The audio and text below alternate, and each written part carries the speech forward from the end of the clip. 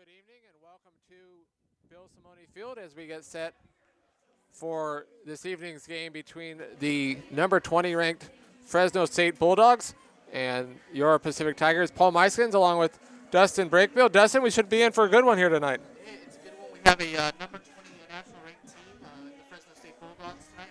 We've seen the Tigers beat the national ranked team in LSU earlier on this season. Yeah, and Tigers also had nationally ranked Oregon come to town, which that didn't go quite as well. So hopefully tonight's game will be more like the LSU game and not so much the Ducks game. Yeah, the Ducks game, a big crowd out here this weekend. And looking at the Ducks this season, they might be a team that could win the triple thing in the NCAA softball tournament. Yeah, and certainly the team here tonight as well, facing the Tigers, is the Bulldogs, who are ranked number 20 in the nation. They have won 12 in a row. The Bulldogs enter tonight 30-9-1 on the season, 12-0 in Mountain West play, while the Tigers 19-18, 2-4 in West Coast Conference play.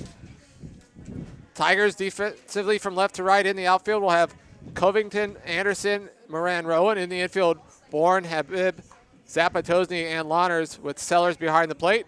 And in the circle tonight for the Tigers, the right-hander Cassidy Gustafson. Gustafson on the season 4-4 with a 4.45 ERA.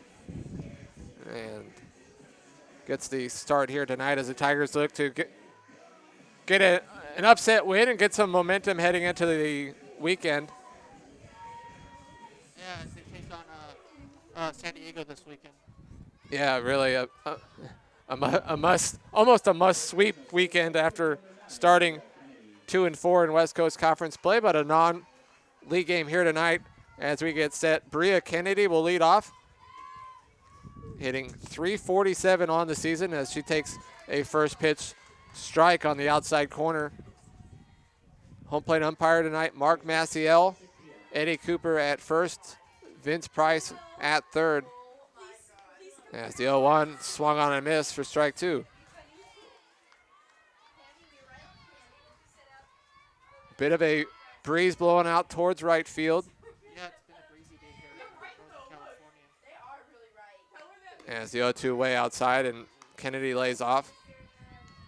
Some shadows across the infield between the circle and home, although most of the field and outfield at the moment in sun. Is that one hopper taken by Lawners at first, and she will step on first for the out. So Kennedy grounds out 3 unassisted. So a nice start for Gustafson in the circle.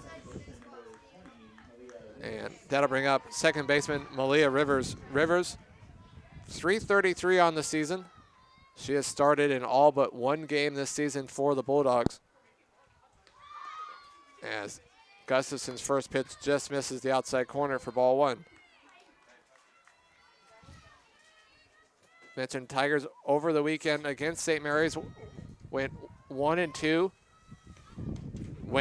They won the first game of the Saturday doubleheader in extra innings, which was head coach Brian Colsey's 700th career win. Then the Tigers lost 1-0 and 3-2 in the next two games. As a 2-0 soft liner right back to Gustafson. I don't think she even needed to throw to first there. So Rivers lines out back to Gustafson for out number 2. And that'll bring up Kira Willis.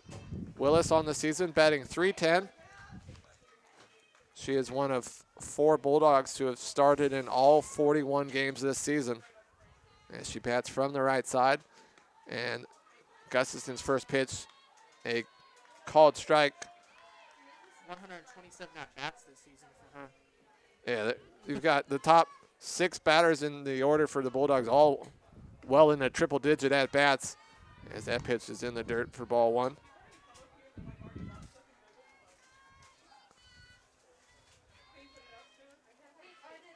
Bourne at third and Lawners at first, a step or two in from the bag as the 1-1 pitch on the outside corner for strike 2.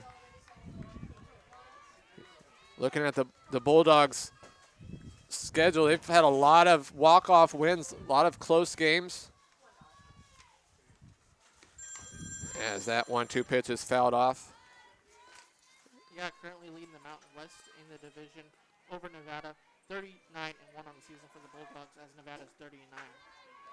Yeah, a little odd to see the one tie. Yeah, we hardly see that in sports anymore. As the 1-2 lined into right field for a base hit. And Moran Rowan looked like she wanted to try to fire that to first to get Willis, but Willis is on with a base hit to right, so a 2-out single for Willis, and that'll bring up third baseman Elisa Villapando, who is hitting .315 on the season. 42 runs batted in on the season, 6 doubles, 2 triples, 7 home runs. I guess kind of what you'd expect from your cleanup hitter. But during the Bulldogs' current 12-game winning streak, one of them came in extra innings. A couple of them 5-6 innings shortened games, as that high fly ball is caught on the warning track by Anderson. So the Bulldogs get a 2-out single but do not score after half inning. Bulldogs and Tigers scoreless on PacificTigers.com.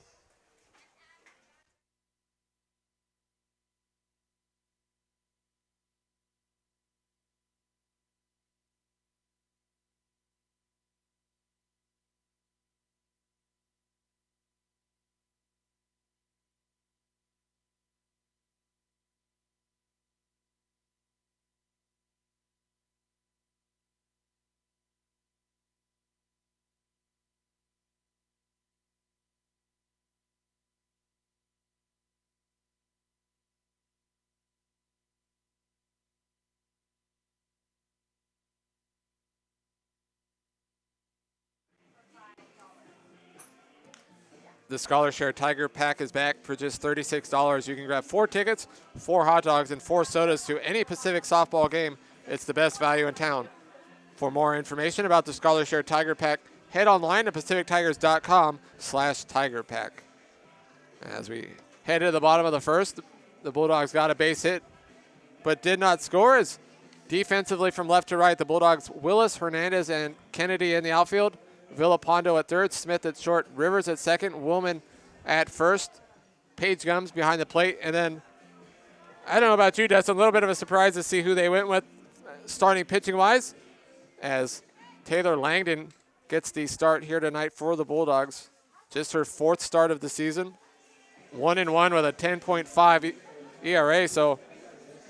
ERA is high up there right now, Paul. Yeah. Certainly have to like the Tigers' chances better seeing her in the circle versus somebody like Jill Compton, their ace.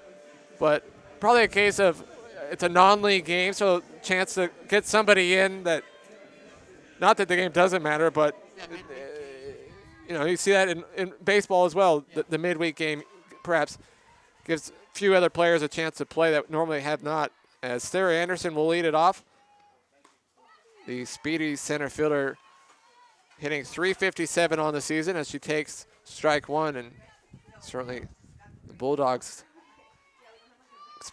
Yeah, she leads the Tigers in hits this season at 40. Infield playing well in as the 0-1 just misses high for ball one. Bit of a delayed strike call by the home plate umpire. You got to wait and see if it's coming.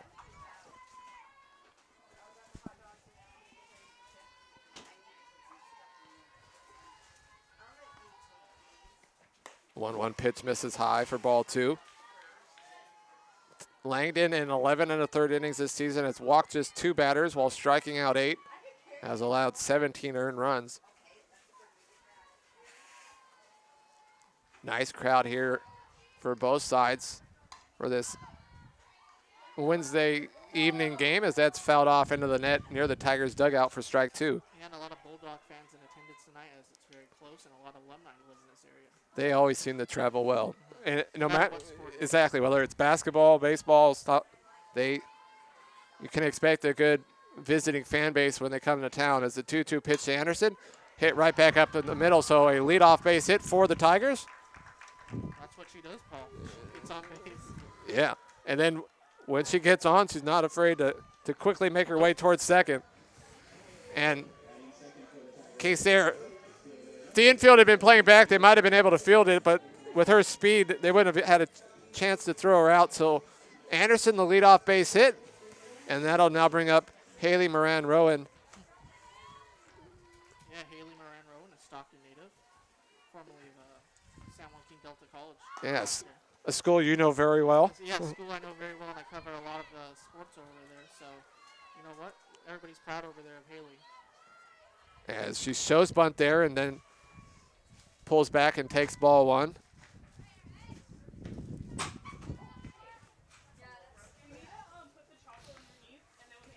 And again, she shows bunt and pulls back as that pitch is outside for ball two. Moran Rowan, the junior, hitting .259. One of 6 Tigers to have started in all 37 games this season. And I think her mom behind home has been here for all 37 as well. Yep. As a 2-0, and once again, Moran Rowan shows bunt and pulls back as that pitch misses for ball 3. Trying to advance Sarah Anderson over to second base, which, you know what? Hey, it's a great move over there because Sarah's the fastest girl on the team. Yeah. Anderson on the season, 8 for 11 on stolen bases. As a 3-0. Finally, a strike. Probably was taken the whole way there. Make her throw a strike after 3 straight out of the zone. So with the 3-1 count, you think she's bunting here? It could be, she could bunt or she could do one of those swinging hits. 3-1, and she does get the bunt down right back to the circle. Langdon will field it, and the throw beats Moran Rowan by a step or two, but she gets the bunt down, gets the runner in a scoring position. So Haley Moran Rowan, the sack bunt, 1-3. Anderson down to second, and that'll bring up Rachel Sellers. And Sellers, part of the Tigers' heart of the order that's been hitting the ball hard all season. Sellers, .362 on the season. 10 doubles, 4 home runs, 23 runs batted in. The 23 RBIs leads the Tigers. As Sellers taking strike one.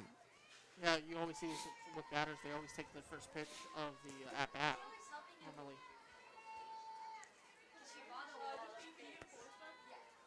Sellers stands deep in the box and takes strike 2 on the inside corner. Looks like. And if you look at second base there, Anderson wants to run again. Yeah, she could really get a big jump. 0-2 count now to Sellers. As that pitch misses outside and the catcher, Gums, thought about throwing down the second. Probably wouldn't have been a good idea. Nope. Because I'm guessing had she thrown it to second, Anderson would have just took off to third. By the time the throw gets to second. Even before the pitcher comes to wind, she's ready to run. Yeah, and so a ground ball to the right side, and it's fielded by the second baseman. That's a nice play right there by Rivers, as that looked like that was headed into right field for a base hit, but going way to her left, Rivers fields it, and then Sellers not quite the speed of Sarah Anderson, so she had the time and made the throw to first. So Sellers is retired 4-3. Anderson down to third. So Tigers are going to need a 2-out base hit, and sophomore Sydney Launer's at the plate, batting .330 on the season. 8 doubles, 6 home runs, 22 runs batted in. As she also taking the first pitch, and just like the at-bat before, on the inside corner for strike 1.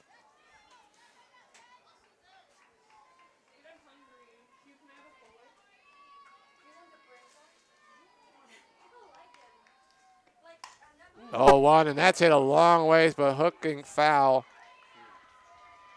So just a little bit out in front there. She was ready for that, McCall. Yeah, I think she was looking for that off-speed pitch, and she found it just a little in front.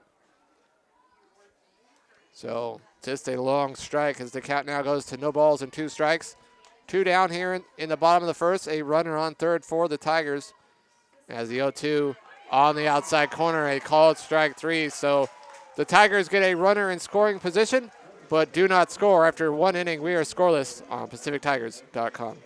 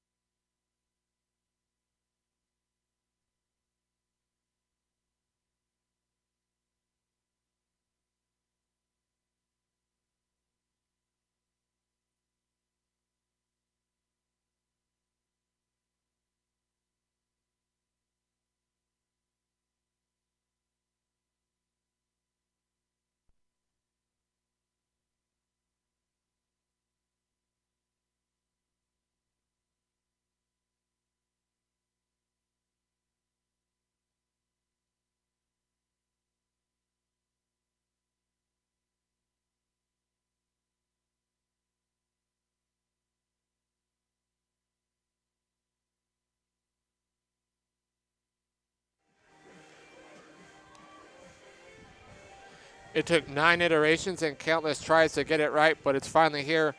The perfection does not happen overnight. The mesquite bite and smoky finish of the new Smoke 9 wing. Try it before it disappears, only at Wingstop. Get at it.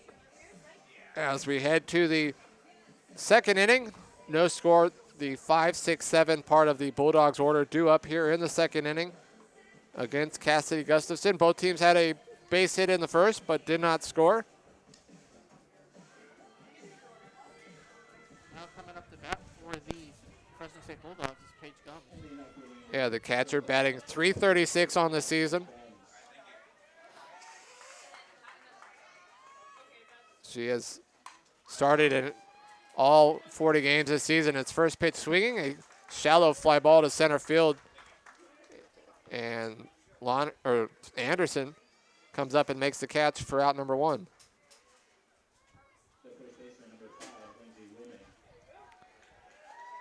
Cassidy Gustafson, you have to break a sweat there, Paul. Yeah, it's always nice when you get a first pitch out to start an inning. And so that'll now bring up Lindsey Willman. Willman, .357 on the season. As she takes first pitch, ball 1. Willman from Elk Grove, California. I was curious to look after hearing the cheer she got when coming up. Certainly she's got friends and family. As she hits a high fly ball to left field. That will hang up, and Covington will make the catch.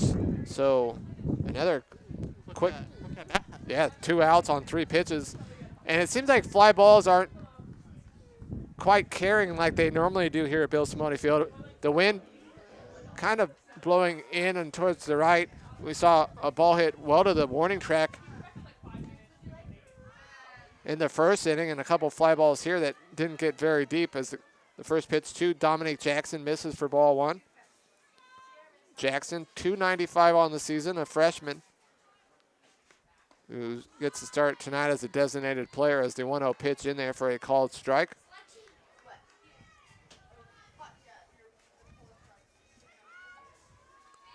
Jackson from Chico, California, as the 1-1 pitch is low for ball 2.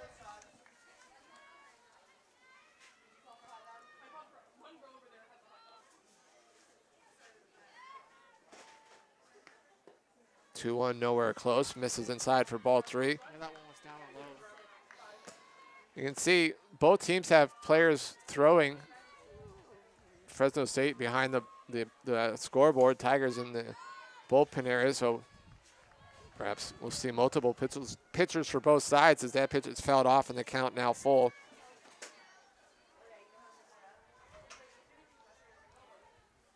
Gustafson gave up a 2-out single in the first. Looking for a 1-2-3 inning here as the count is full with 2 outs. And there is the 1-2-3 innings. So Jackson goes down on strikes looking. A 1-2-3 top of the second after an inning and a half. No score on PacificTigers.com.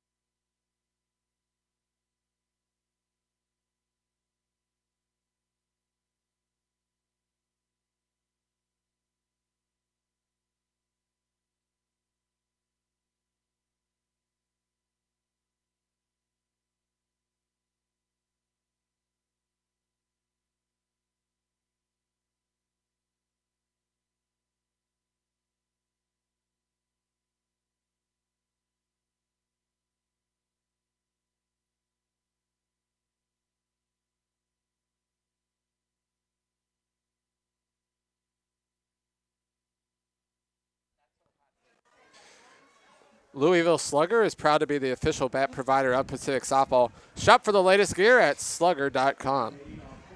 So we head to the bottom of the second inning. No score between the number 20 ranked Fresno State Bulldogs and the Pacific Tigers, as the Tigers will have the 5, 6, 7 part of the order due up. Paul Meiskens along with Dustin Breakville. Glad he could join us. Beautiful evening for softball here in Stockton. As first pitch swinging, Zapatosny hits a high fly ball to right center, and the right fielder Kennedy will make the catch. So just like the top half of this inning, first pitch turns into the first out. So what you were talking about earlier about showing some patience, some aggressiveness here in the second inning, both sides. Yeah, they just want to get off to a fast start tonight. It's a midweek game, so probably Yeah, get the ball real fast. if this keeps up, the game won't. It would have took them longer to get here than to play the game. So first pitch to Gustafson, inside for ball one. Gustafson. Yeah, Gustafson, another player with power. Yeah, Sellers, Lawners, Zapatosny, and Gustafson, really the powerful part of the Tigers' order. As 1-0 pitch hits the inside corner. Gustafson, 259 on the season. Tied for second on the team with 5 home runs and 22 RBIs. As the 1-1 misses inside for ball 2. Gustafson, when not in the circle, the normal third baseman. So with Gustafson pitching, Bourne at third tonight. Bourne in the on-deck circle, hoping to bat with a runner on base. As the 2-1 is a hard-hit ground ball right to short. And Smith has no trouble with that. Throws out Gustafson for out number 2. So Tigers 2 up, 2 down so far here in the second inning, and that'll now bring up Molly Bourne. Bourne, the sophomore third baseman, batting 186.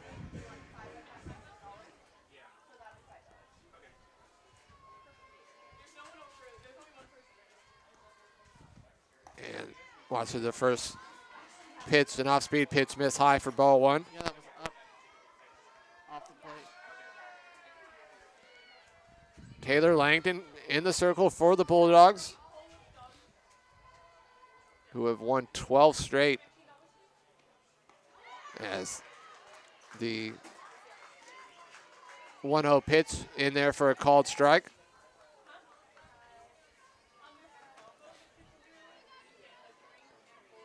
Mentioned Tigers have lost 2 straight. They lost in extra innings and then a 3-2 game as that pitch swung on a miss for strike 2. Langdon does have 1 strikeout already on the night. She got Lawners to strike out looking to end the first inning with a runner in scoring position. As Langdon's retired 5 straight, and now the 1-2 pitch a little bit high and outside for ball 2. Yeah, Bourne being patient right there.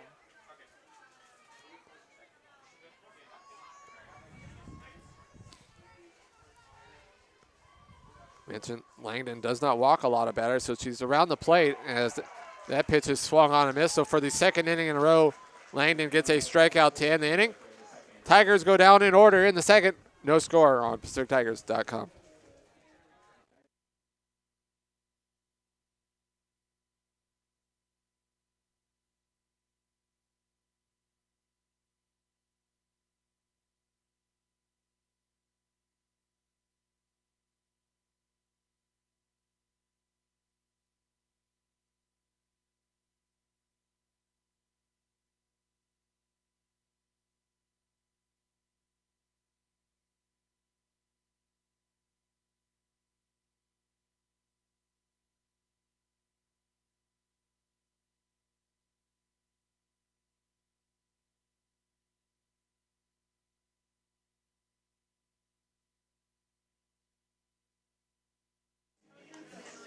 The City of Stockton Municipal Utilities Department asks you to help with water quality and water conservation. Help us maintain clean rivers and a clean delta for everyone by reporting any sewage or bad smelling water in the street or water running in gutters. Reporting possible problems helps everyone to maintain a clean water supply and healthy environment. Call the 24-hour Emergency Service Center at 209-937-8341. As we head to the third inning, and talk about good timing. Finish the read right as the throw goes down to second. So both sides just 1 hit on the night as we head to the third inning already. The 8-9-1 part of the Bulldogs order due up against Gustafson, Hernandez, Smith, and Kennedy. As Looks like a pitcher's duel so far here, as Gustafson has retired 4 straight. Vanessa Hernandez, the lead off, batting .220 on the season. The freshman center fielder takes high for ball 1.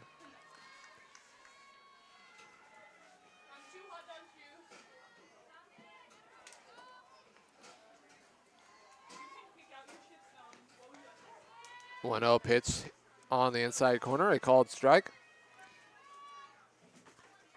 Gustafson so far on the night has thrown 24 pitches.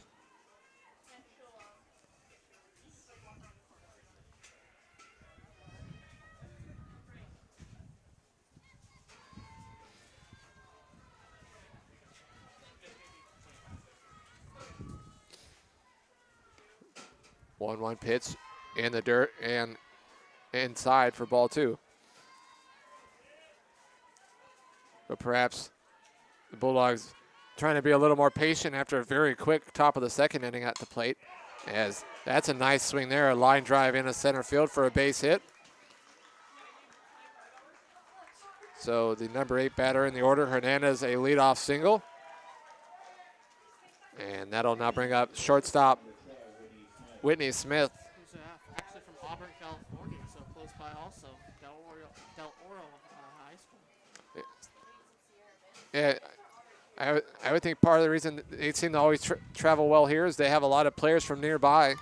As first pitch bunting, and that's going to be a batter's interference.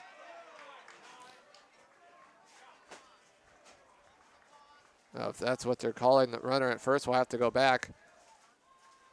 Coach Colsey's coming out. Actually, I think what they're going to call is they're going to say hit her while still in the box. Thus, she gets to go back to the plate and not just be out. Fan yells for instant replay unless they're sitting in here and moving back to video. No instant replay. Nope, not like the San Diego Padres game last night, which was pretty interesting. Andy Green got his first ejection in a Major League Baseball game last night. The manager of the Padres. It was kind of a weird call at home plate with a bonk situation. Clint Hurdle persuaded the umpires to change the call. We had a weird one actually last night at baseball that here at Pacific where they called a batter's interference on the batter struck out a right-handed batter, and the catcher decided to try to throw out the runner at first and threw it in the right field. And the runner went to second, but they told the runner had to go back because of batter's interference, which was one that had us baffled. But so just a foul ball there. Now an 0-1 count, and once again a bunt. She gets it down. Gustafson will field and throw to first as Zapatosny covers on the wheel. So Smith gets the bunt down. The sack bunt, 1-4. And yeah, Cassidy's showing off her arm right there. Third baseman. Yeah, that was the bunt got to her quick, and that was a close play at first. Although you'd expect a shortstop to have good speed, and certainly a very close play at first. So back to the top of the order, and Bria Kennedy, as that pitch misses outside for ball 1. Kennedy 0 for 1 on the night. She hit a grounder right to Lawners at first to get us going. 1-0 missed outside. Kennedy on the season, 20 runs batted in, 7 home runs. It's pretty good for a leadoff hitter. 7 home runs. That's a lot of power, actually. Yeah, that's more home runs than anybody in the Pacific lineup as the 2-0 fouled straight back. You've got 2 players with 7 home runs and also 2 players with 9 home runs in the Fresno State starting 9 tonight. So they have some boppers, are you saying? Yeah, I think that's what that shows. They can hit, and that's hit right on the line. Zapatosny catches it for the out, and the throw to Habib, not in time to get Hernandez back at second, but a well-hit ball, but right to Zapatosny at second. So Kennedy lines out to second for out number 2. Although I guess if for the number 20 team ranked in the nation, you'd expect them to have some power. As that pitch misses outside for ball 1 to Malia Rivers, who lined out back to Gustafson in the first inning. And she bats here with 2 outs and a runner at second. As that 1-0 pitch well outside for ball 2.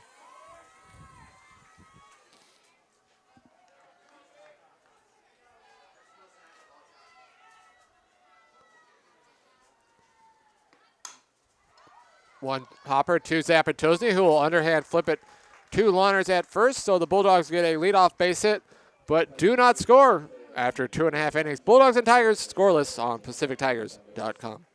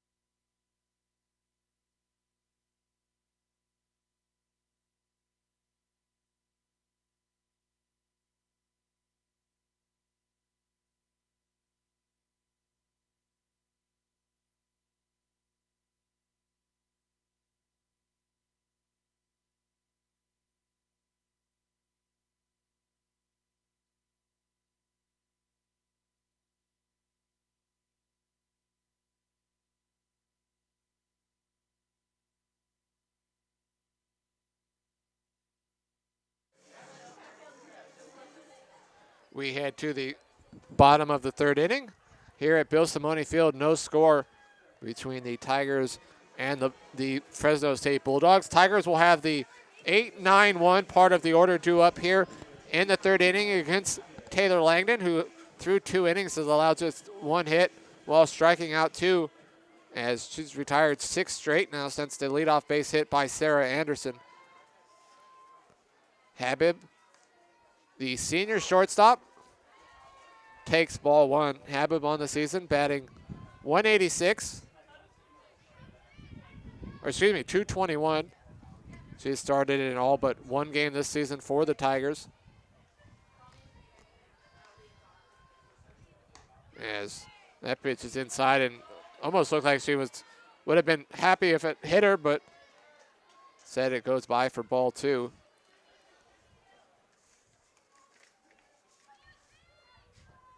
Habib from Davis, California, has seen her average go up over the last couple of weeks as she's been hitting the well much better over the last month or so.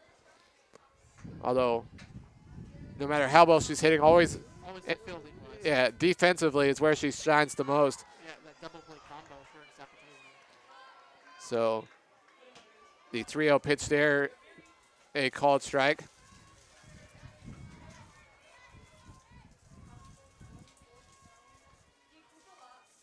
And 3-1 misses high. So Tigers for the 2nd time tonight will have a leadoff base runner as Melanie Habib draws the walk. And probably a sacrifice situation here for designated player Taylor Brink. Brink batting 147 on the season. The senior from Stockton. Yeah, now you see the first baseman, third baseman playing in. Yeah, I think they're expecting a bunt as much as I am, and the bunt is shown and fouls it off for strike 1. Oh.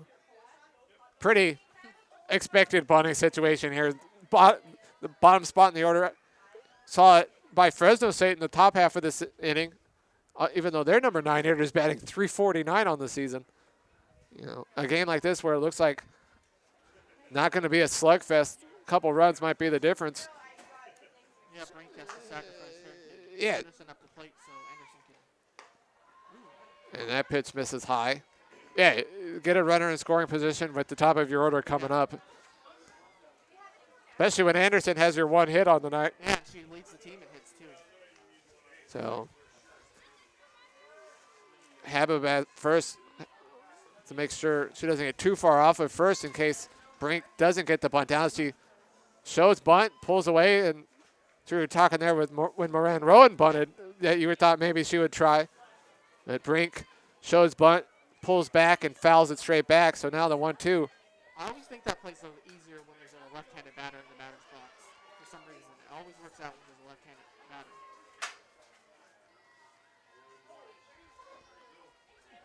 And the 1-2 right down the middle, off speed pitch. Brink caught looking, so an unproductive out there as Brink goes down on strikes. And back to the top of the order, and Sarah Anderson. I'm sure somewhere there's some analytic, right, that has to prove whether that's true or not. Yeah, some sabermetrics formula out there. Nowadays, analytics are taking over sports. Not only baseball, but I know field hockey, water polo. Yeah, they're doing ice hockey, water polo, baseball, basketball. And there's another bunt, and that's not a good one. So Anderson pops up the bunt. Not trying to get the sacrifice there. Clearly bunting for the base hit with her speed, but pops the bunt up to third base. So after the leadoff walk, back-to-back outs. And so with 2 outs and a runner on first, that'll bring up Haley Moran-Rowan, who had the sacrifice bunt in the first inning. Junior from Stockton, batting .259 on the season.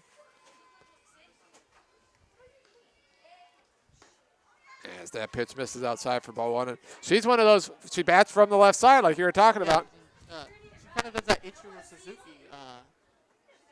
run out of the batter's box a little bit. Yeah, and she has leads tied for the team lead with 2 triples, does have 3 doubles, no home runs, but she shows it, and then when she gets it by, she's fast. She can run.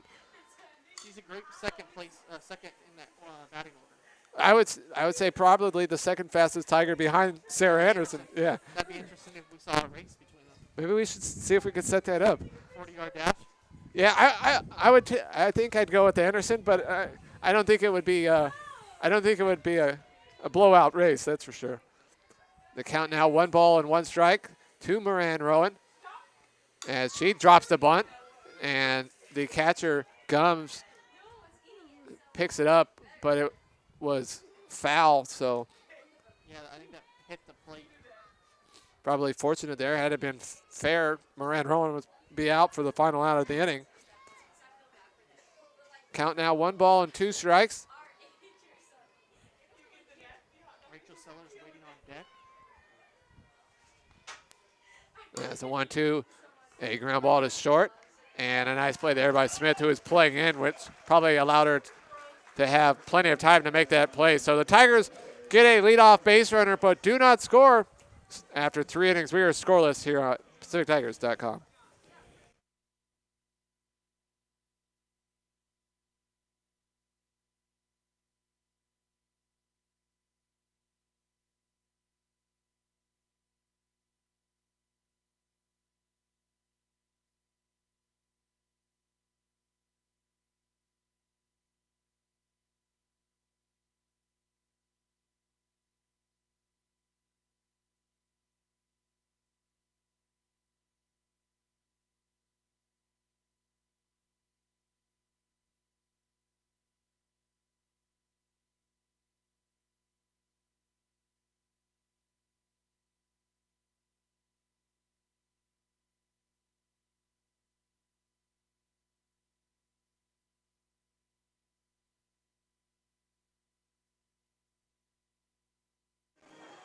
Lincoln Center is Stockton's premier shopping and dining destination.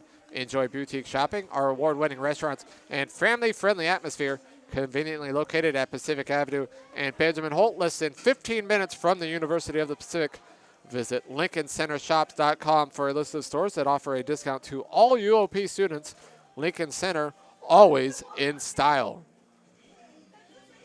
We head to the 4th here at Bill Simone Field. Paul Meiskens along with Dustin Brakefield. Glad you could join us as just 3 hits combined between the 2 teams. 2 hits for the Bulldogs, 1 hit for the Tigers, as we are scoreless headed to the 4th with the 3-4-5 part of the Bulldogs order due up. Willis, Villapando, and Gums. Willis had a 2-out single in the first. The left fielder batting from the right side watches that first pitch from Gustafson bounce in the dirt for ball 1. Yeah, with 5 home runs, 25 RBIs in the season for the Bulldogs. Yeah, for them, 5 home runs is 5th best. Yeah. As that pitch misses inside for ball 2. Certainly the way this game is going, you have to feel like perhaps one big swing, a home run, either side. Tigers have the power as well. Yeah. might be the difference here, as that ball is lined into left field. So, Yeah, Willis also a local player from Pleasant Hill. so the second inning in a row, a leadoff base hit, as Kara Willis now 2 for 2 on the night. And that'll now bring up Villapando, who's batting .315 on the season going into tonight. 0 for 1. And no signs of bunt there as she takes strike one. She has a unique batting stance also. You look at this.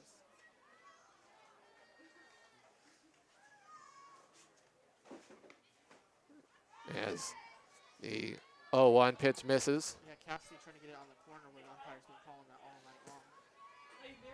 It's interesting. You can see she checks her wrist pad after being told the number from the dugout. And it's a line right to Habib at short. The throw to first. Oh, it's just not in time for the double play. So, second inning in a row, a line drive right to a middle infielder as Villapando lines out to short. And nearly the Tigers turn two, but they get the one out. You were just speaking about the wristband. I covered Delta baseball here in Stockton, and that's what they do. They actually call the number on the plate to the third baseman. The third baseman tells it to the infield, and that's how they call a pitch in the dugout. It's pretty interesting. I know a lot of college teams do that. Yeah, I don't know if I'm a big fan of it, but it is what it is. Yeah.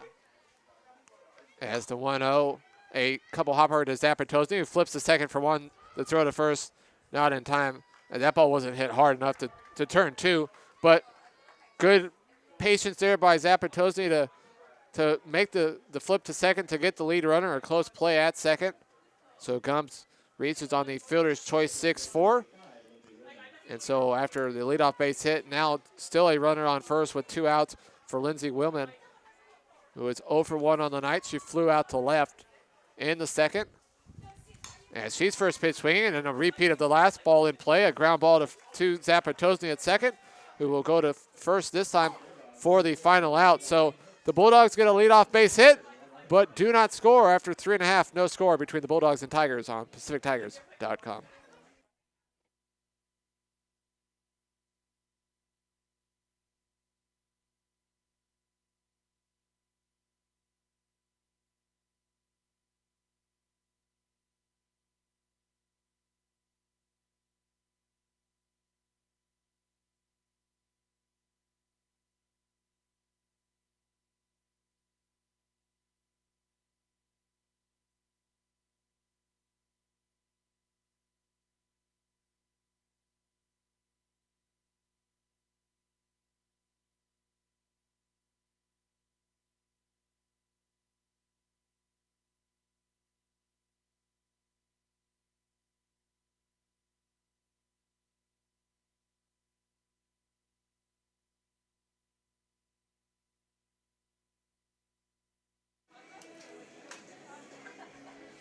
Good news, Tigers fans. The Scholar Share Tiger Pack is back. For just $36, you can grab 4 tickets, 4 hot dogs, and 4 sodas to any Pacific softball game. It's the best value in town. For more information about the Scholar Share Tiger Pack, head online to PacificTigers.com/Tiger Pack. And you have several opportunities to take advantage of that this weekend with the West Coast Conference Series against San Diego. Baseball also at home this weekend, which has a Scholar Share Tiger Pack of its own. So plenty of baseball and softball here this weekend. Yeah, the heart of the order coming up for the Tigers right now. Yeah, certainly an inning. You have to like your chances. Tigers can hopefully break this scoreless game as the 3-4-5 part of the Tigers order due up as Rachel Sellers will lead off. And first pitch misses inside for ball 1. Yeah, that was up off the plate. Tigers got a leadoff walk in the third, but that was it. They haven't had a hit since the leadoff batter of the first. As that will be the Tigers' second hit of the afternoon. A chopper that gets by the pitcher Langdon and into center field. So for the third time tonight, the Tigers a leadoff base runner. I think we were both kind of thinking that Langdon was going to be able to field that one, and we almost handcuffed her, so to speak, and once it got by her, no chance for either the shortstop or the second baseman to get it. And now a pinch runner coming in for Sellers. Kristen Stein will pinch run. So, see here, the Tigers try to advance the base runner. They did it in the first inning with the sac bunt. They tried to do it last inning and were unable to do so. Although, I think similar to Fresno State, their number 3 hitter led off the top half of this inning with the single, and they swung away, and I certainly would think Lahners will be swinging away here. And then, as I say that, of course, she shows bunt, and bunts it fell at the plate. Yeah, that popped right up. She could not have done that anymore, as I was not expecting her to bunt. Although, that bunt there looked like somebody who doesn't bunt very often. You keep the bunt on here after that one? Let's see what Coach Colsey says at third base. Oh, there it goes. Yeah, she shows it very early once again. And that's a good bunt. And the third baseman, Villapando, fields it and makes a running throw on the move. So, Lahners, a nice bunt there as Stein heads down to second. So the Tigers once again will have a runner in scoring position. And up comes Nicole Zapatozzi. Who we all know has power also. Yeah, Zapatozzi, she's been sitting on those 5 home runs for a while. She's had a lengthy homerless drought to start the season, then went through a couple-week span where she was just crushing home runs left and right, and she's been quiet home run-wise, although still hitting the ball well. 282 coming in, 2 tonight, 9 doubles, 5 home runs. Tied for second on the team with 22 runs batted in as that grounder too short, taken and fired to first for out number 2. Stein down to third, but Zapatozzi retired 6-3 for out number 2. Yeah, let's see if Cassidy Gustafson helps herself. She is on the mound tonight for the Tigers. So Gustafson grounded out to short in her first at-bat.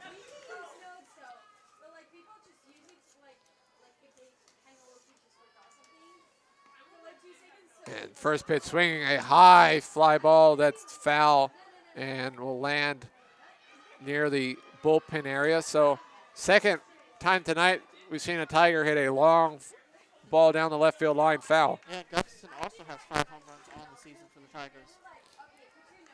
So we know she has power also.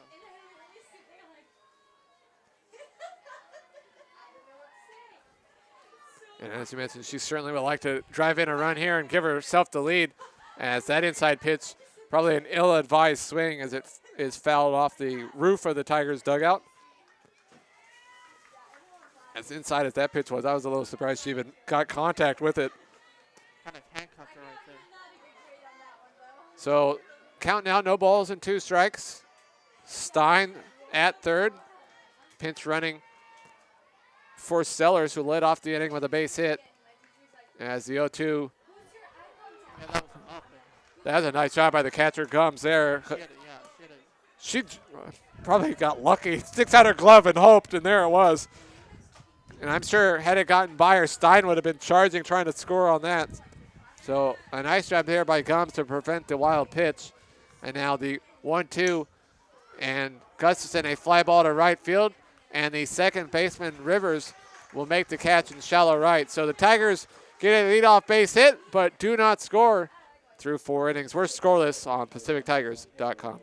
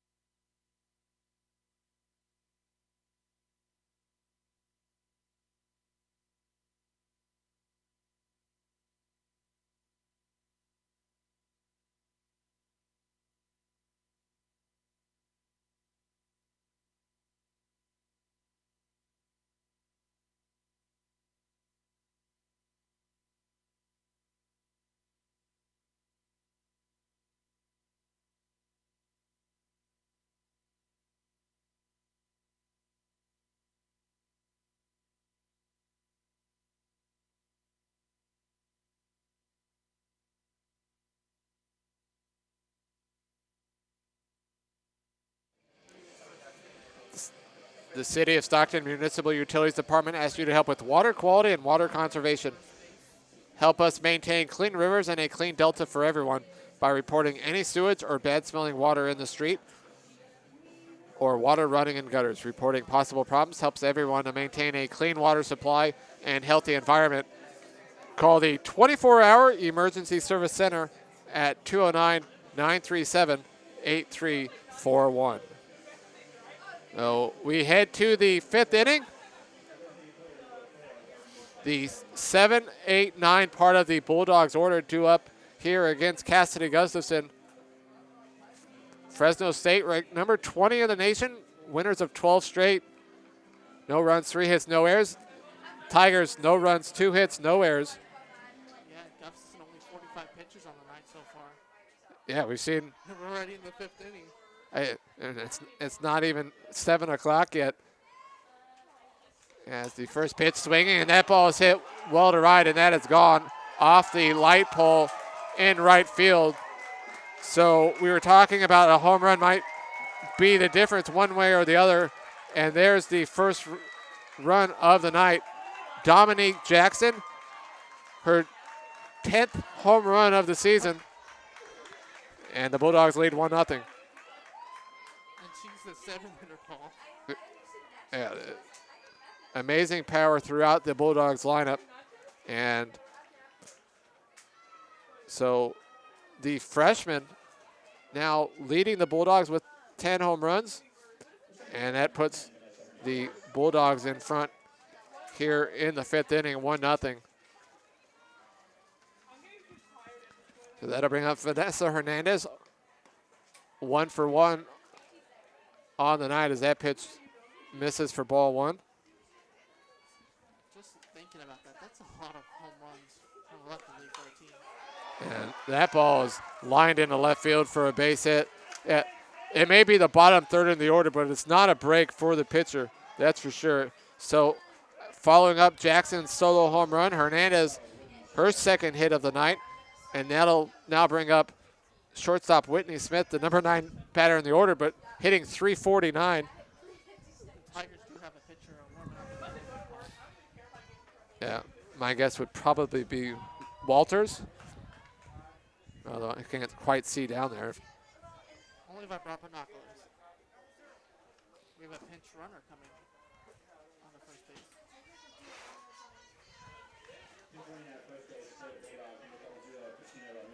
And it's Christina Rodriguez who will pinch run at first for Hernandez.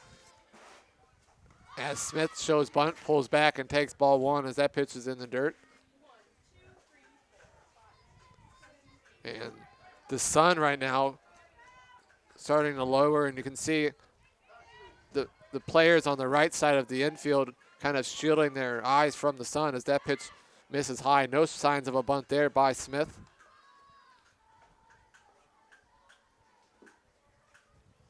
Wind blowing out to right, although I don't think the wind made a difference in that home run to lead off the inning as Smith bunts that one foul.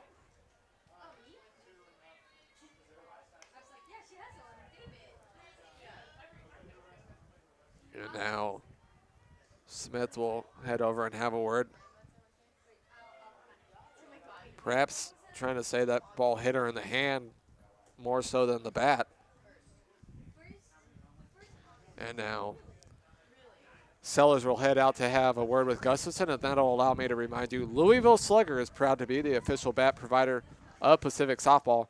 Shop for the latest gear at slugger.com.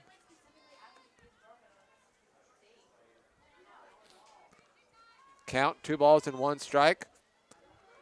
Rodriguez the runner at first after her single as the Bulldogs lead 1-0 here in the fifth inning as Smith again tries to bunt and bunts it foul.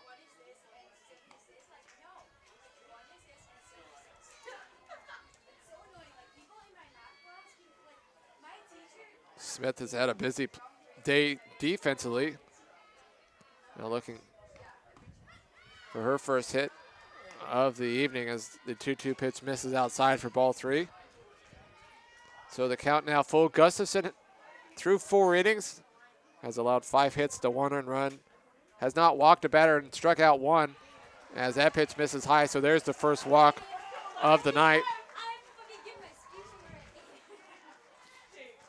So back to the top of the order, and now with 2 on and no outs, and now Tigers call time, and we'll have a conversation in the circle.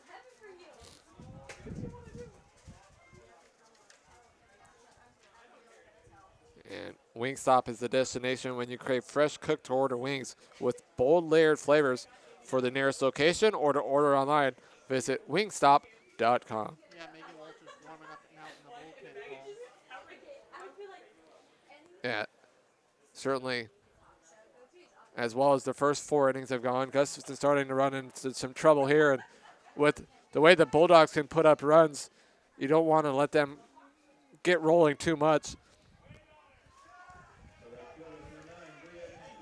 So Bria Kennedy steps in. Kennedy 0 for 2 on the night, grounded out to first, and then in her last at-bat hit a line shot to Zapatosny as that high fly ball will go over the Tigers' dugout and out of play.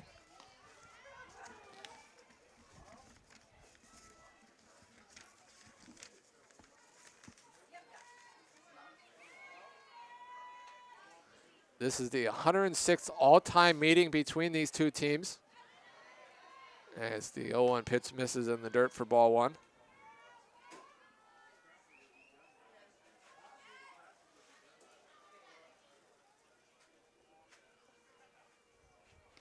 Now the 1-1 swung on a miss for strike 2. Yeah, a little battle between 2 Central Valley teams. And the Bulldogs' last 3 wins have all come by 1 run. 2-1, 3-2, and 12-11 against Utah State. It's a 1-run game here. And the Tigers hoping to keep it that way as that pitch is grounded foul. Although before that, they've been putting up runs in bunches. 4 of their wins during their 12-game winning streak have come in mercy rule shortened games as that pitch misses outside for ball 2. When you look at their winning streak, they scored against Boise State. To start this winning streak, they scored 14, 17, and 18. That's more than some teams score in a month. That 49 runs over 3 games. That's pretty impressive. That sounds. Yeah. Yeah. Hard to lose many games when you can score that many runs.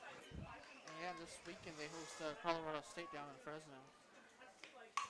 As another hard hit foul ball down the right field line. As you mentioned, Jackson has power also for a leadoff hitter. Yeah, I mean, you look through their lineup tonight. I mean, you have, like we said, 4 batters with 7 home runs or more. I mean, their number 9 hitter doesn't have a home run, but she's hitting .349. Pretty good to have a balanced lineup like that as that pitch misses high and Sellers fakes the throw down the second but holds on to it. So the count now full to Kennedy.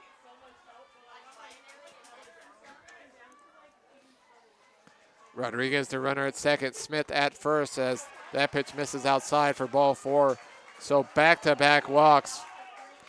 And the Bulldogs have the bases loaded with no outs.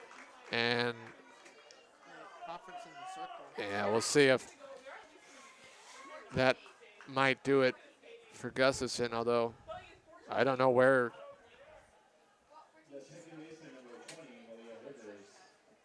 And here comes the umpire. I don't know if you saw this in Major League Baseball this season yet, Paul, but they have a game clock now, basically, on the pitching mound in baseball. How do you feel about that between softball and baseball? Do you think there's too much conversation sometimes? I do at times, but I know I've gone to the games and I've seen the clock, and it's a little weird to see the basketball-like shot clock. Basically, yeah, 30 seconds on the clock, you have 30 seconds to talk. Well, and like at AT&T Park, you'll see that in the outfield during they time it also during the, between innings. As the 0-1 pitch on the outside corner for strike 2. Certainly, Gustafson could really use a strikeout here. Bases loaded. Malia Rivers at the plate. Rivers is 0 for 2 ground out to second and a line out back to the circle as that pitch nowhere near the plate and Rivers does not swing. The Tigers in their one win against St. Mary's got out of a bases loaded, no out jam without giving up a run to keep the game tied and send the game to another inning. Tigers trailing 1-0. The leadoff home run by Jackson, followed by a single from Hernandez, and then back-to-back walks as the bases are loaded. And now the 1-2 bounce foul near the Tigers dugout.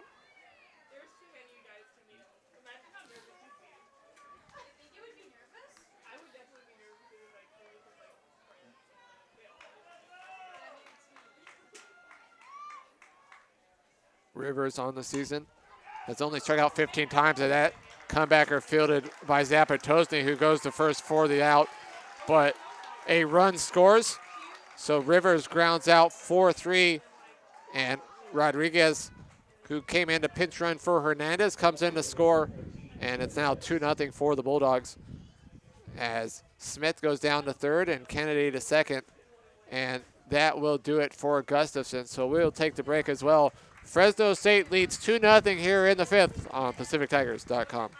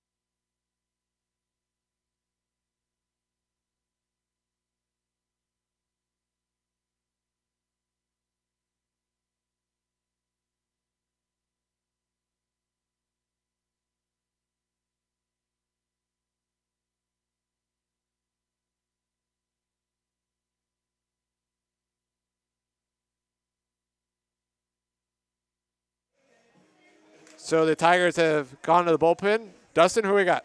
Megan Walters into the ball game for the Tigers right now, replacing Guston. 3.0 ERA, 3-3 on the season, 20 appearances, 3 saves for the Tigers in 46 innings for the native of Calaveras County up in the foothills here in Northern California. So Walters comes in with runners on second and third and one down as she will have to face Kiera Wallace, who is 2 for 2 on the night, a pair of singles. Walters kind of the go-to for the Tigers out of the bullpen this season. As the umpire wipes off the home plate. Quick score update in the West Coast Conference in softball tonight. Only one other game going on in Utah. BYU defeats Utah Valley 1-0, Paul. I don't know much about Utah Valley, but I'm surprised that game was only 1-0. Yeah, BYU normally with some power. So the first pitch to Willis misses for ball 1, and that pitch misses high for ball 2. A nice job there by Sellers to grab that one and keep it from being a wild pitch. So after 4 scoreless innings, Fresno State has broken through already for 2 runs here in the 5th, as that pitch just misses high for ball 3.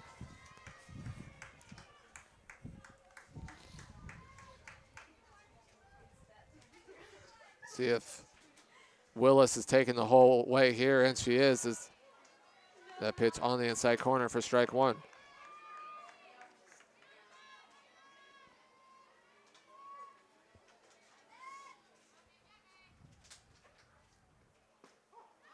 And hitting the outside corner is Walters for strike 2.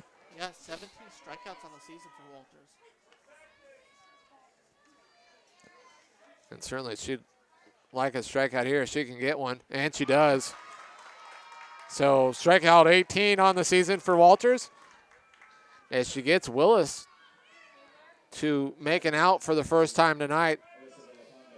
So Willis, after 2 singles, unable to drive in a run. And that'll bring up Elisa Villapando, who is 0 for 2 on the night, as the first pitch from Walters is a ball. Some defensive changes for the Tigers. Gustafson now at third. And Molly Bourne now in left field.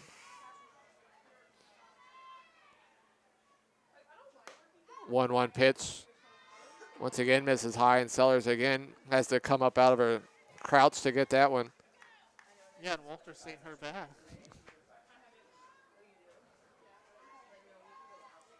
2 balls, 1 strike. And that pitch, a called strike. Nice pitch there on the inside corner.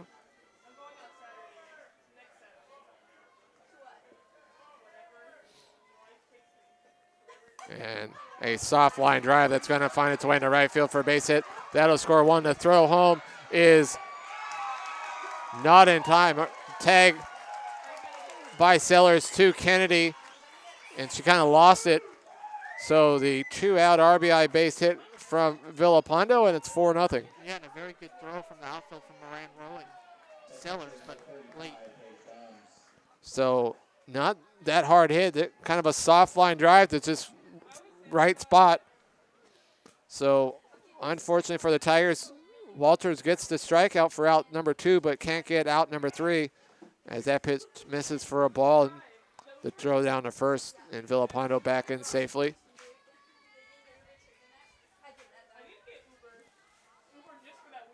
Gums 0 for 2 on the night, and a high chopper that Habib takes, and almost as she catches it, she steps on second for the final out. But the Bulldogs break through here in the 5th with 4 runs after 4.5 innings. Fresno State leads Pacific 4-0 on PacificTigers.com.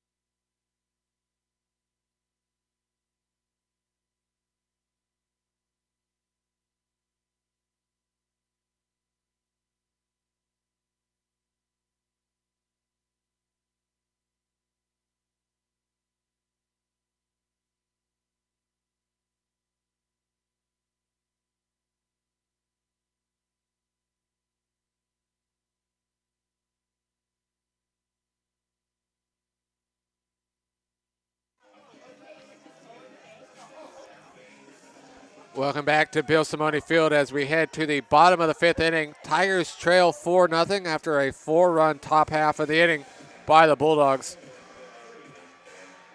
As the Tigers will have the bottom third of their order due up here in the 5th inning, hoping that they can do like Fresno State did. Open the hitting. Yeah, they had their bottom third of their order due up to start the top half of this inning, and it led to 4 runs as Molly Bourne takes ball 1. Bourne 0 for 1 on the night, struck out swinging in the 2nd. Yeah, and the pitch count only for Langdon, 51 so far. Yeah, and be curious to see how much longer perhaps she goes. While the pitch count's not too high, she hasn't pitched that many innings this season. In 6 appearances, she's before tonight has pitched 11 1/3 innings. So not a lot. I'm gonna go out on a limb, a real big limb, and say that this is her longest outing of the season.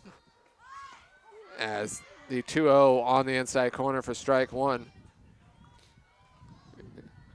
Langdon through 4 innings has allowed just 2 hits, 1 walk, 3 strikeouts. The senior right-hander who entered 1-1 with a 10.5 ERA, and the Tigers once again will have a leadoff base runner as that pitch hits Molly Bourne. Hey, get on base anyway, Paul. Yeah.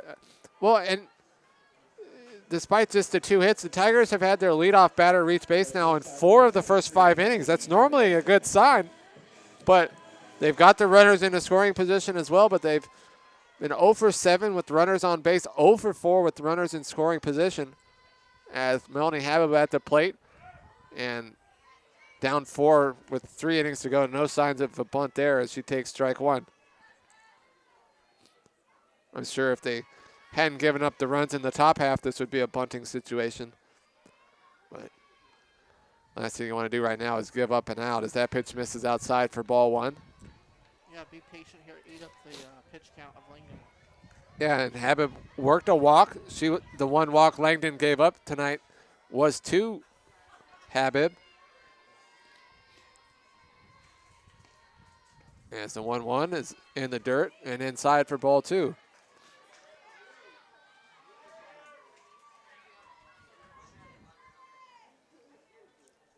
Habib batting .221 on the season. And the 2-1, and that's lined into center field, and that'll land for a base hit. Nearly a great diving catch there by Hernandez, but it lands in front of her, and she was able to also knock it down and not have it roll by her for an extra base hit. Yeah, great play by her to knock it down so it doesn't get to go out further in the outfield. But I almost thought that was a catch right there. Yeah, she didn't miss that catch by very much. But hey, just what the Tigers need, a couple base runners, and up comes Taylor Brink. Do you think they bunt right here, Paul? I don't. I think down 4 with 9 outs to go to give up an out. As we talked about analytics before, a lot of people don't think the bunt is in style anymore because they give up an out. And Brink first pitch swinging hits a high fly ball to center, and much easier catch there for Hernandez to make the catch. So Brink flies out to center for out number 2 or out number 1. Up to bat now, Sarah Anderson. Yeah, so back to the top of the order. Although in any sport, softball, you have a lot better chance to bunt and get a base hit on a bunt compared to baseball, for example. Kind of more of a given free out. Yes. But up comes Sarah Anderson. 1 for 2 on the night. Singled in the first, and then she tried to bunt for a base hit in her last at-bat. Popped it up to the third baseman, Villapando. Yeah, right now she's trying to do a swing and hit. The little Ichiro Suzuki made famous. Yeah, it's kind of her normal, because with her speed, she just needs if she can just get a good-sized chop in the infield, she's going to beat it out to first. As that pitch gets by Gums, so that'll advance both Bourne to third and Habibet to second. And curious if they'll rule out a wild pitch or a pass ball. And yeah, as I mentioned, Ichiro Anderson from Washington State, so. You think she's seen a few Mariners games? Hey. So we'll see what they rule that. Either way, it advances both runners up a base as the 1-1 pitch misses outside for ball 2. Anderson with 10 RBIs on the season for the Tigers. It doesn't necessarily come up with a lot of RBI opportunities, or else she'd have more. But her job is to get on base, which she does pretty well. Yeah, she leads the Tigers team 21 runs scored as the 2-1 is a soft line drive. And that's an outstanding catch there by Smith. The shortstop coming all the way over and kind of making the sliding catch right near the third base bag. So. And yeah, you can hear her family in attendance and the other Bulldog fans. Yeah, that's an outstanding catch. As the third baseman was playing too far in to get back, and she came a long ways to make that catch for out number 2. So that'll bring up Haley Moran-Rowan with 2 on and 2 outs as the first pitch from Langdon on the outside corner for strike 1. Moran-Rowan 0 for 1 on the night, had a sac bunt in the first and then grounded out to short in the third as the 0-1 misses outside for ball 1. 20 runs on the season for Moran-Rowan. She really is a second leadoff hitter. She is. Which makes more sense in this number 2 spot than the old number 9 and number 1 spot. I don't like that. You know, That analogy of two leadoff hitters. a lot of National League teams are doing that in Major League Baseball right now. And you bat the pitcher eighth. Eighth and bat the second leadoff hitter at ninth. The Giants are actually been doing Well, that you this could year. almost could look like you could almost say Smith for Fresno State might be your second leadoff hitter from the 9th spot, batting 349, as Moran Rowan chases that outside pitch and misses for strike 2. I think if they're that good, you have them batting second, not ninth, because it could be the difference of them getting an extra at bat on the night. As 2 balls, 2 strikes, 2 down, and down on strikes goes Moran Rowan. And So, hit the corner. so the Tigers get a couple base runners in scoring position, but do not score after 5 innings. Fresno State leads Pacific 4-0 on PacificTigers.com.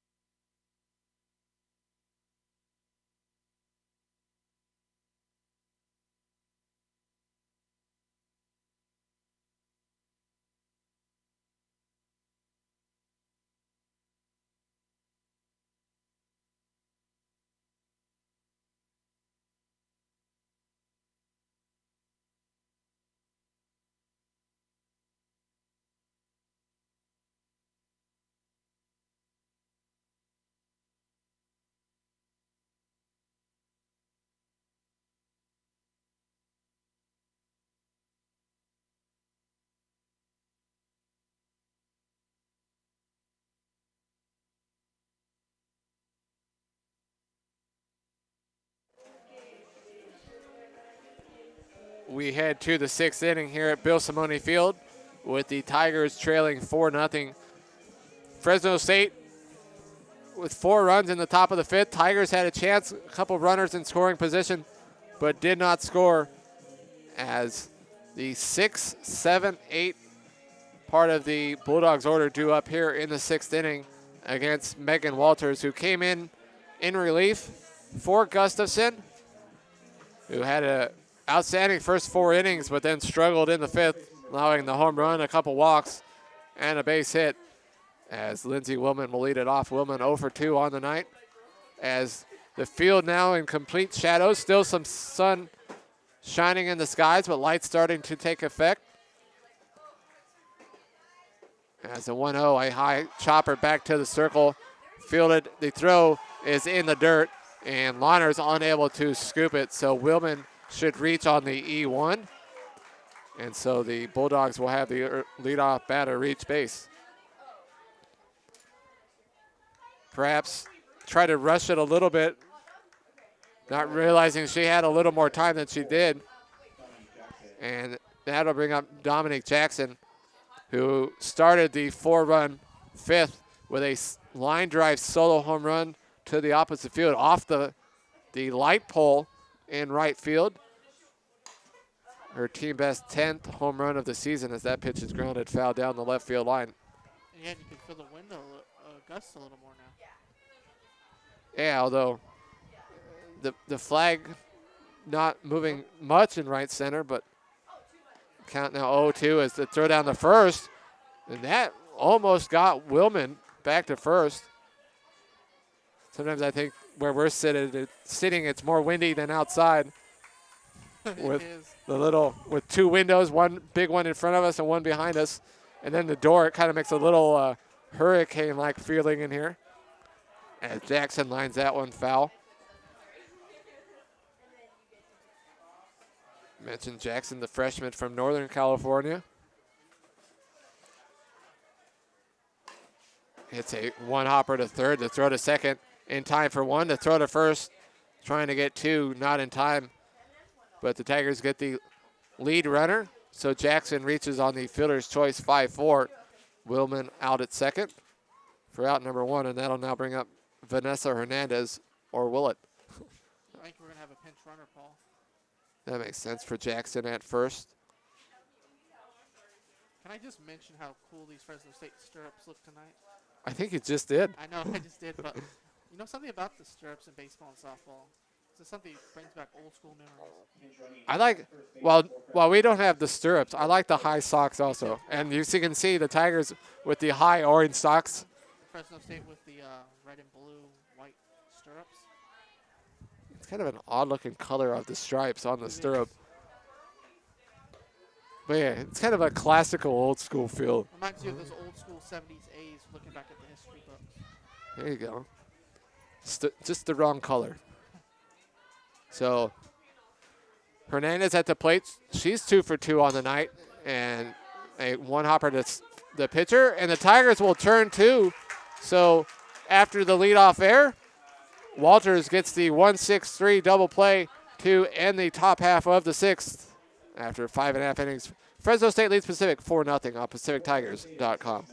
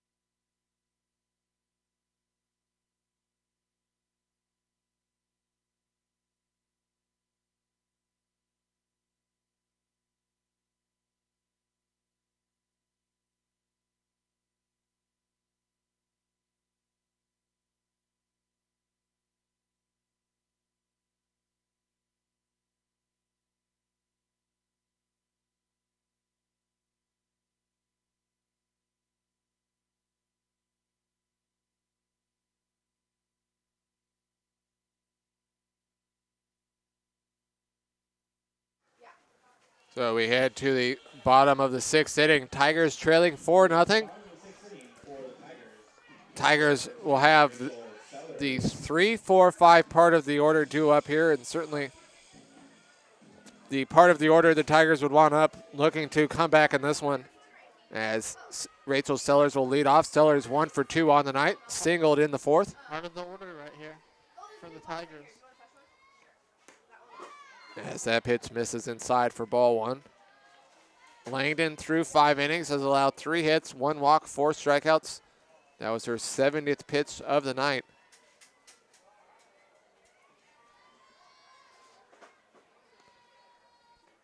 (1-0). High fly ball to center field. Hernandez will settle under and make the catch. So Hernandez has been busy in center field over the last inning or so, as Sellers flies out to center for out number 1. Oh. As the sun goes down even more now. Yeah, the lights more starting to take an effect. Sydney Lawners, 0 for 1. Struck out looking in the 1st. Sack bunt in the 4th. As hitting the outside corner is Langdon for strike 1. Yeah, the ump's been calling the strike calls on the corners tonight. Yeah, I think he's been calling both sides of the plate as well. Sometimes they'll give you one side and not the other, but he's been giving both sides of the plate as that pitch is low for ball 1.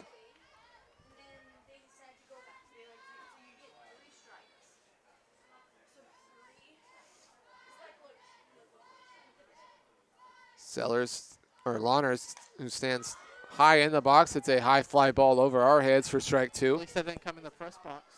I'd love for one to bounce in here. I don't think it's going to happen. The great Scott Linesberg would catch it for us. I'm going to think the great Scott Linesberg would end up wearing it off of his forehead.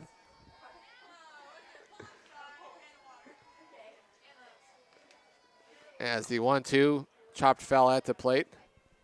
I think you would need to lean over and save him and make the play, Dustin. I would have to. He's a Stockton Jim. That's a way to put it. Yep. Scott Linesberg, who we're giving a hard time to here tonight, covering for the Stockton Record, as that pitch is inside and didn't miss hitting It looked Lawners. like it hit the jersey, though, a little bit. Sometimes they call that a hit by pitch. Yeah, those are the easiest hit by pitches players can take, is when a loose jersey gets nicked. Take that every time. As the 2-2, and that one has her leaning her head back out of the way. Yeah, and Lawners has that weird batting where she has to lean back if that happens. Yeah, she kind of crouches. I don't, Over the plate a little bit. yeah, I don't know how to describe it other than it's a little different than most.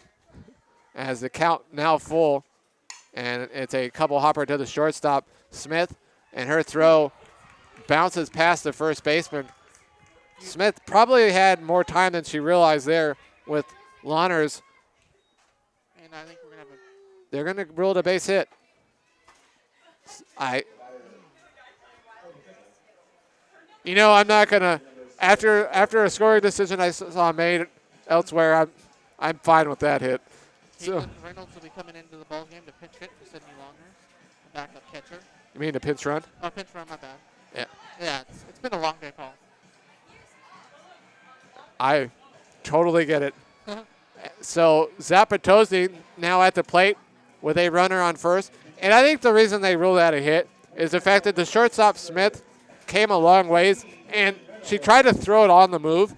Had she set and made the throw and made a throw like that, probably would have been an error. But throwing on the move, not quite an ordinary play. So the infield single, and the Tigers are runner on first as the pitch to Zapatozzi as they called strike. Zapatozzi 0 for 2 on the night. See if she can connect with one here and cut this lead in half as that pitch is hit over the Bulldogs dugout and out of play for strike 2.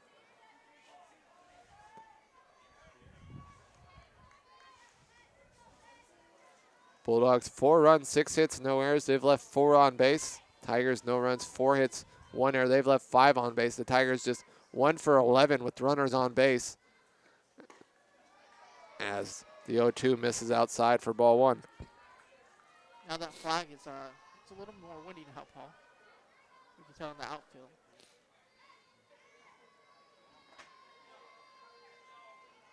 Zapatozzi swings on the 1-2 and once again fouls it off. Her first 2 at-bats weren't lengthy ones, but Zapatozzi at times has had some lengthy battles at the plate this season. Seems like she more so than any other batter on the team, she's ended up in a full count situation. Which some coaches like very much because it works the count for the pitcher. Yeah. And most of the time on that full count pitch, she takes advantage and hits it hard somewhere as that pitch is in the dirt for ball 2. Deuce is wild here. Tigers second baseman, senior, looking for her first base hit of the night, and that pitch misses outside. So after a couple foul off pitches, back-to-back pitches or balls, and as you mentioned, yeah, full count. And she doesn't take a lot of walks, just 10 walks on the season. More so in this situation, she's going to look to drive the ball somewhere to left field. And she has the power to do that. Oh, yeah. And that ball gets through the legs of the second baseman. Let's see where they put this one in the scorebook. I think this one will be an error as that ball was hit right to the second baseman. Didn't take a bad hop. And it was hit well, but probably a play that I'm sure Rivers at second would admit that she's got to make. Either way, hit or error, the Tigers with 2 on now and 1 out will take the base runners any way we can get them. And yeah, another great player with power coming up the bat. So up comes Cassidy Gustafson, 0 for 2 on the night. And it looks like they're still debating, and there's the air gets put up as expected as that pitch on the outside corner for strike 1. 28 hits on the season for Gustafson, 5 home runs, 19 RBIs. Started the game in the circle, now at third base.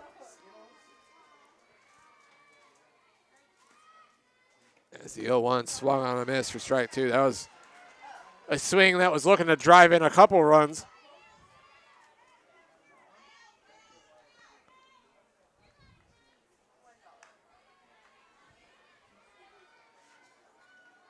Reynolds, the runner at second. Zapatozzi at first, as Gustafson able to stay alive and foul that one straight back. Staying alive. Those musical tunes brought to you by Yeah. Dustin Brakebill. Breaking it down right there. Yeah, that's my Twitter. You're ready for karaoke tonight, it sounds like. No. As down on strikes goes Gustafson. Yeah, So right on the corner. yeah. So after the pitch before was outside, Gustafson had to reach to foul it off and stay alive, and then coming back inside. So nice job by Langdon to switch up the pitch location, and she gets Gustafson to go down on strikes. So with 2 out and 2 on, that'll bring up Molly Bourne. Bourne 0 for 1, was hit by a pitch in her last at bat. So no karaoke for you? No, not right now. The song hasn't come into my head yet. For me, it's no karaoke ever. How about lip syncing? That's a new thing nowadays, Paul. Lip syncing? Yeah. I can probably do that fine, but There's a TV show all about it. oh, you know what? I've seen that show, and it's a bit much, and that ball is lined right to Smith at short. So the Tigers get a couple base runners, and that ball was hit well, but right to the shortstop. So we head to the 7th. Bulldogs lead the Tigers 4-0 on the W.TV.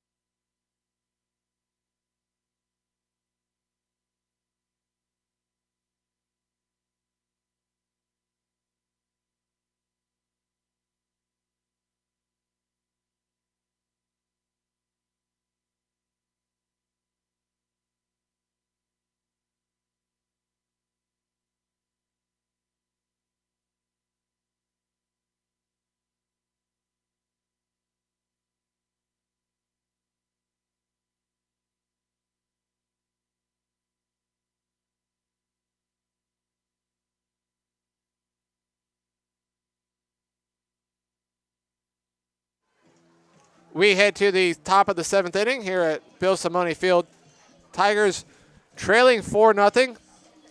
The 9-1-2 part of the order due up for the Bulldogs here in the 7th.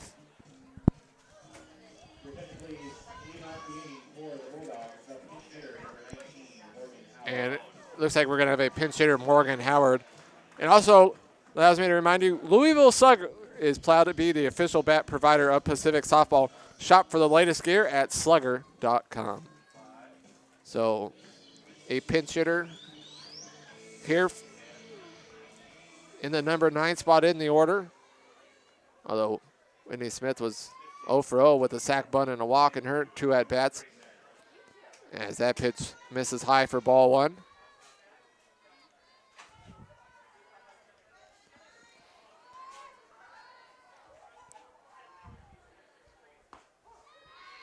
And the 1-0 from Walters to Howe, a called strike.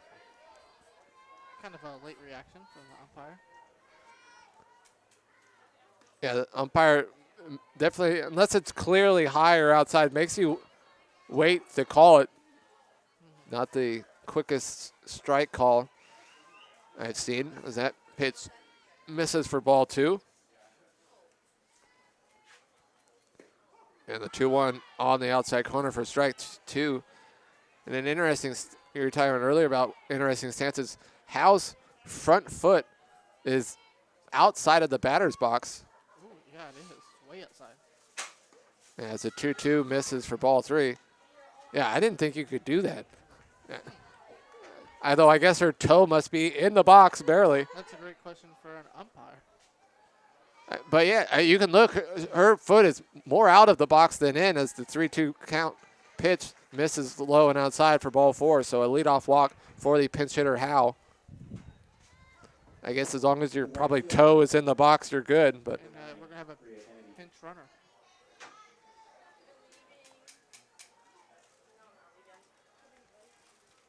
We'll see who the pinch runner is back to the top of the order for the Bulldogs in Bria Kennedy, who is 0 for 2 on the night. Walked and scored in the 5th.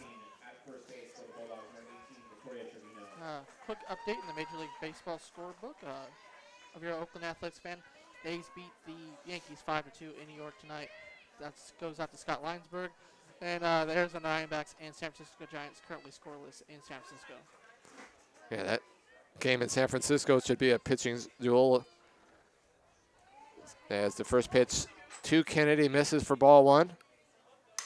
And that line drive caught by Gustafson. The throw to first in time.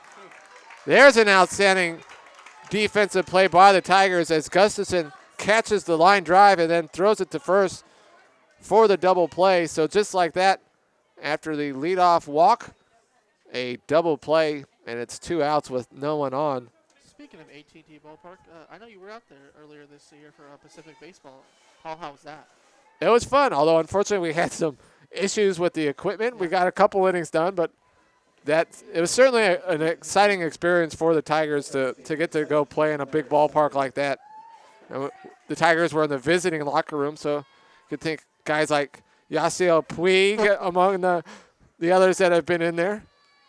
As the first pitch there, 2 Rivers is a called strike, although I was kind of expecting more, even though it is the visiting locker room. I was surprised. It wasn't as fancy as I was expecting. Teams tend to do that. I guess you don't want the visiting team too comfortable. No, you don't. I mean, it wasn't a slum by any means. No. There were some nice sofas in there, but far from the most exciting locker room I've seen. What was that old thing? Vince Lombardi painted the visiting locker room at Lambeau Field pink or something. Yeah, I believe so. And he would turn off the hot water. Well, I think that if there was no hot water nowadays, you would get in trouble. Yeah. As that ball is bounced into right field as it gets by Lawners, and the throw to first. That was kind of close. Not in time. Mariah Rowan wanted to do that on a base hit earlier tonight. She has an arm to do that, though. Yeah, and that was actually a pinch hitter, Claire Stucker, with the base hit. I think we're going to have another pinch runner. So if you're keeping score at home, good luck. A lot of pinch runners and pinch hitters and defensive changes here in the last couple innings. As the pinch runner, it's number 6, Chase Li Hong, would be my guess on how to say that one. And it is Li Hong. So Li Hong will pinch run.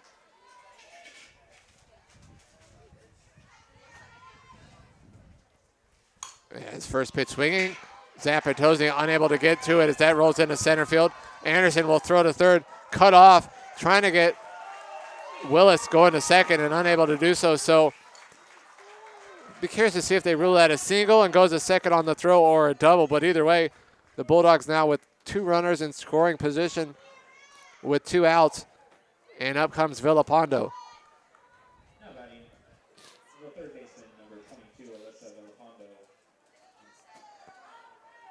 So Villapando steps in. The cleanup hitter. Yeah, 1 for 3 on the night. Singled in 2 runs in the 5th. She has an on-base percentage of 0.403. So. Yeah, all her offensive numbers are pretty good.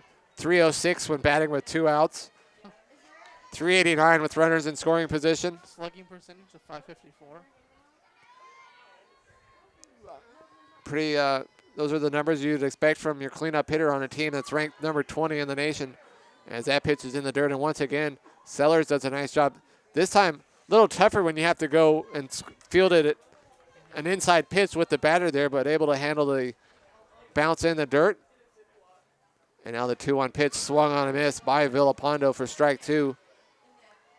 Yeah, speaking of the top softball teams in the country, Florida number 1, Michigan number 2, Auburn number 3, Alabama number 4, and Oregon number 5, which we saw earlier this year. As that one hopper to have a bit short, and so she will make the throw to first. So the Bulldogs strand a couple base runners in the top of the 7th. We head to the bottom of the 7th. Tigers need at least 4 on PacificTigers.com.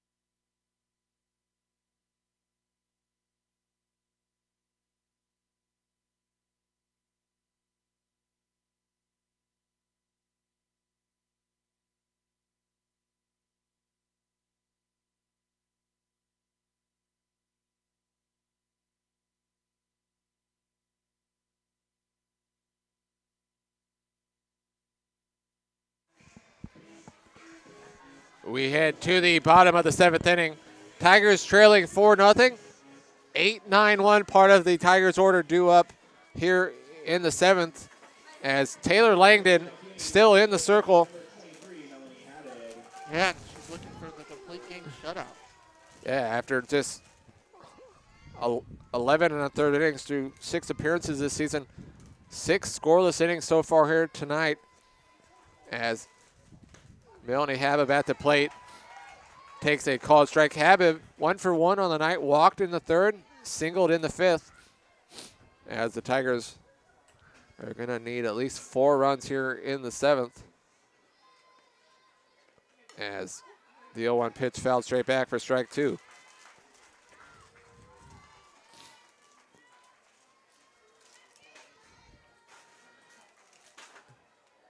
Brink on deck and then back to the top of the order.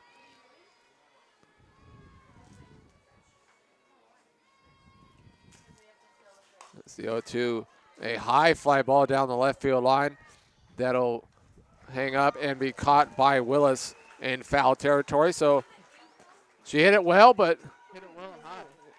yeah, got a little too underneath it there. So Habib flies out to left for out number 1. And that'll bring up Taylor Brink. Brink 0 for 2 on the night, struck out looking and flew out to center. As that pitch just misses high for ball 1. Yeah, just missed the corner.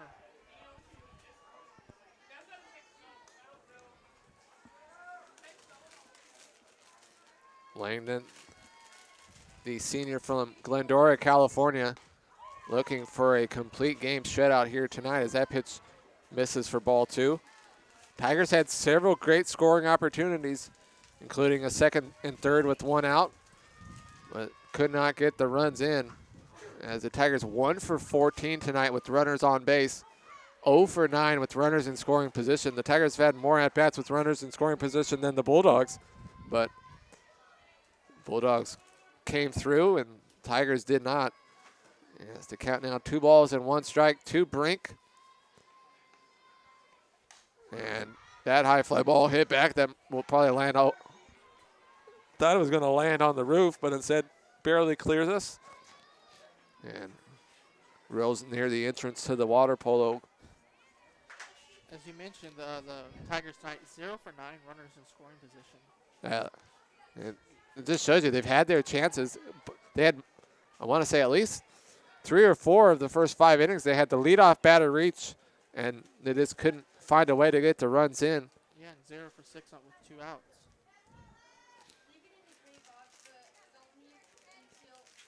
And now Brink will go and change bats.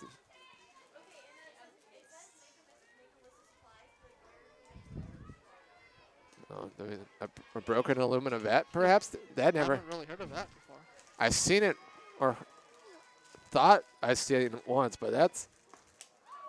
You talk about, you go to the ballpark, you never know what you're going to see. That's one of those things you don't really see very often. Yeah, especially in college softball or baseball. Yeah, wooden bats, it happens all the time, but part of the thing of aluminum bats is they're not supposed to break. As the 3-2 pitch, a called strike 3. So Brink works the count full, but then will go down looking. So the Tigers now down to their final out. And it's the top of the order in Sarah Anderson. My favorite broken bat Major League Baseball memory was the Sammy Sosa one with the cork bat. You remember that one? I thought you were going to go with the was it Piazza? No, George Brett one? No, No, that was Pine Tar. the one that came back to the pitcher and or Clemens. I forget who was at the plate, but Clemens, I believe it was, grabbed the broken bat and kind of slinged it down. Mike Piazza. I don't know why I would have gone with that one. Well, it was a 2000 World Series, Subway Series. Somewhat memorable one. Yeah, sort of. Besides the Yankees. The Yankees don't count. There's no Yankee talk allowed here. Yeah, no Yankee talk. The 0-1, and Anderson hits a chopper that she's going to beat out for a base hit. So that's what Sarah Anderson does. That's her specialty. Yeah. Well, just any sort of medium hop. And by the time they field it, I mean, that's to the first baseman. It's not even to the left side of the infield, but by the time they got it, there's no chance. I would love to have a stopwatch right there to see how fast it took her from the batter's box to first base. Imagine even to left or right field. So, Tigers 2-out base hit. See if the Tigers can keep the 2-out rally going. As Moran Rowan fouls off the first pitch out of play for strike one. Moran Rowan 0 for 2 on the night. Sack bunt in the first before grounding out and striking out. Tigers will be back home this weekend for 3 games. Doubleheader against San Diego on Saturday, and then 1 game on Sunday as Moran Rowan takes high for ball 1. Moran Rowan looking for her first hit of the night.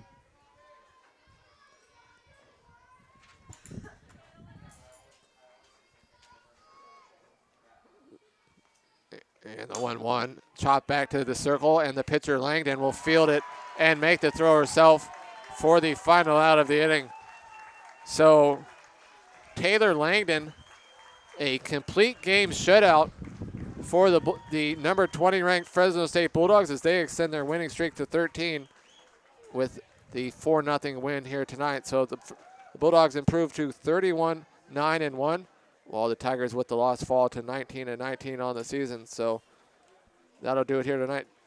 Dustin, certainly through the first 4 innings, it was anybody's game. It was a great pitcher's duel, and then the 5th inning, things kind of took a turn. We thought we were going to go 17 innings like Zach Rudy did the other night.